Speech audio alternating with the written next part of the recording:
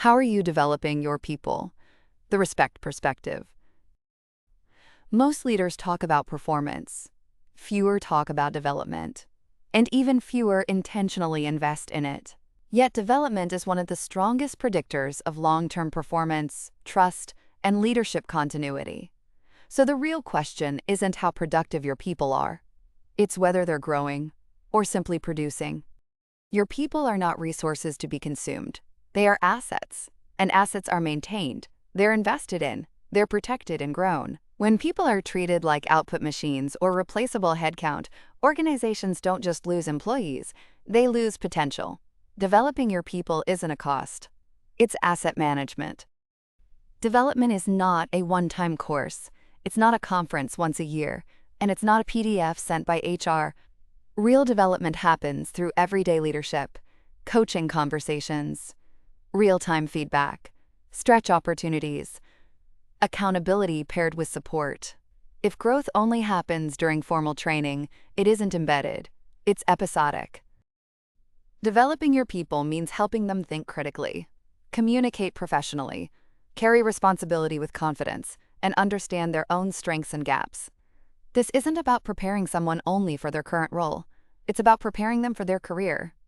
Leaders who empower careers build trust, even when paths eventually diverge. People don't stagnate because they're lazy. They stagnate because expectations are unclear, feedback is avoided, and busyness is mistaken for development. If your people haven't grown in the last year, leadership has to take responsibility. Growth requires intention, and intention starts with leadership. Many leaders hesitate to fully develop people because they fear losing them, creating competitors, or training someone for another organization. But that mindset leads to stagnant teams, disengagement, and short-term thinking. Respect-based leadership understands this. Your responsibility is to develop people, even if their future success happens elsewhere. People may leave your organization, but they take something with them. They take your standards, your coaching, your influence, your example. They will lead others based on what you modeled.